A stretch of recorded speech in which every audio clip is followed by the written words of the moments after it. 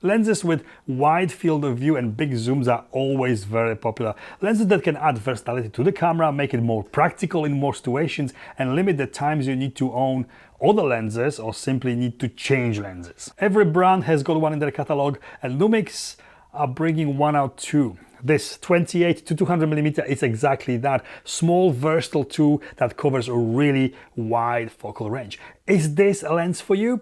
Keep watching to find out more.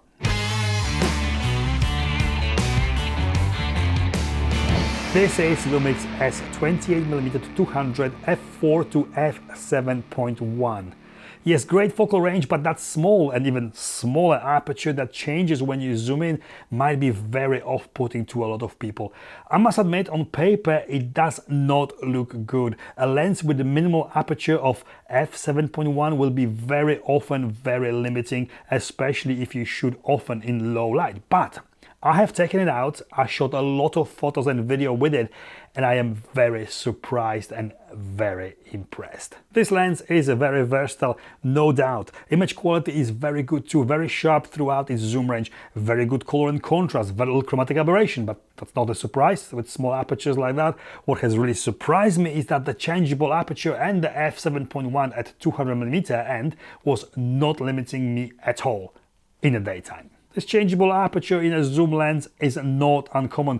What's unusual here is that the change is very smooth.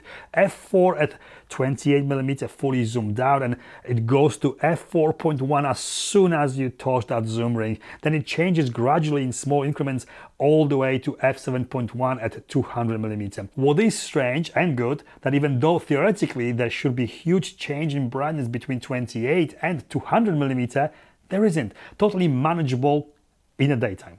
I had zero issues or problems with shooting bright photos or video with it.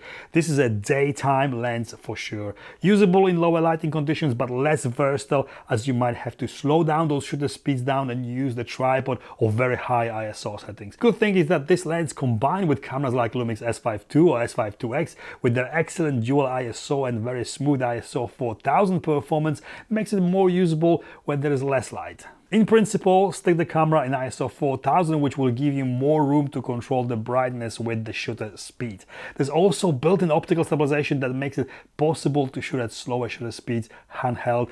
So overall, it is only inferior on paper. What is this lens good for and who is it for? This is a lens that will appeal to a lot of beginners who are not sure what they really need or want yet. It is a step up from an extension of already very good 20-60mm kit lens. It is a lens for everything from landscape, portrait, street photography to nature and more. Perfect for travel as it is small and light, and it offers all-in-one solution when you don't want to carry more than a camera and just one lens with you. Like with most of telephoto lenses, this is great for zooming in to capture good close-ups with, but this also allows you to get close to your subject, very close. Fully zoomed out at 28mm, it is micro-like, well, almost micro-like. Minimum focusing distance is just 14 centimeters from the sensor, so just 3 centimeters from the end of the lens, making it a great lens for getting seriously close to your subject and changing totally your perspective, plus making the lens even more versatile. The bokeh, the blurred parts of the image are really nice. The background blur is actually way more pronounced than you would expect from the lens with not so wide aperture, but this is due to the zoom compression.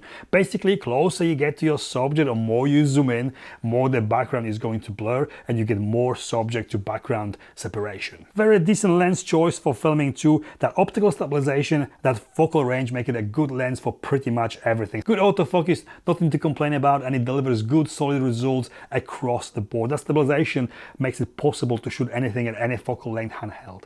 Daytime or enough artificial light and you will not even notice that it is not a wide aperture lens. There's literally no focus breathing visible, a bonus, and not something that zooms usually suffer from a lot anyway.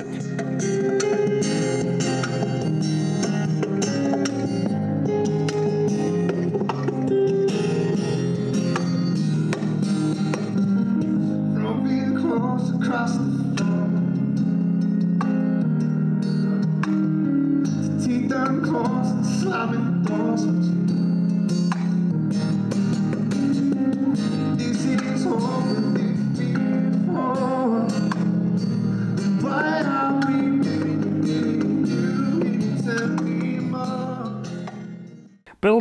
This is the smallest zoom of this kind that I have ever seen. All wide focal range zooms are significantly bigger and bulkier than this.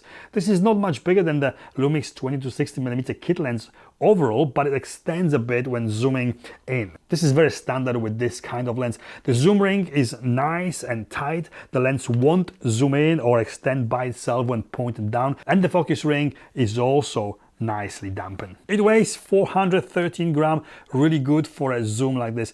Two switches on the lens, standard AF, MF, autofocus, manual focus switch, and the optical image stabilization on and off switch. I'd keep image stabilization always on unless I shoot from the tripod. In some instances, the image stabilization can make images softer when the camera is already physically stabilized by the tripod. It is fully weather sealed and just like all of the S-line lenses, very well built, all hard plastic, but it feels very solid. Filter thread, the same as with other lenses in the series, 67mm. Price and value for money, very versatile all around the lens with the price to match. It retails for £899 or $899 in US. This is very decent price for a zoom like this. I hope Lumix will be bundling it with their cameras, so you will have a choice of 20-60mm or this as a kit lens, making it cheaper overall to buy when bought with the camera. The variable and changeable aperture might be off-putting on paper, but in reality this lens delivers a really good and solid results. If you want or need a lens that covers a wide focal range, one lens for everything, this is a very good value for money. Conclusion, I love shooting with all singing and dancing primes, but zooms like this one can be very surprising in a good way. It is actually more usable and more versatile for more types of shooting scenarios than most of the lenses. You get more out of it overall without the need to keep changing lenses. It is wide enough for landscape and architecture and has got enough zoom for wildlife and even maybe sports on very bright days. The bonus is that half macro and minimum focusing distance at 28mm, opening that extra avenue of possibilities. I had my doubts about the f7.1 aperture at 200mm, but in reality, in real world situations, this was not a problem for me at all. I soon forgot about it and concentrated more on composition and getting great shots with it. I really like it, great everyday lens, recommended. And this is it from me. I hope this video was in some way helpful or informative. If it was, please give me the thumbs up. Check out my presets, Lightroom presets, the link is below in the description. Follow me on Instagram and consider subscribing. Thank you for watching and I'll see you next time.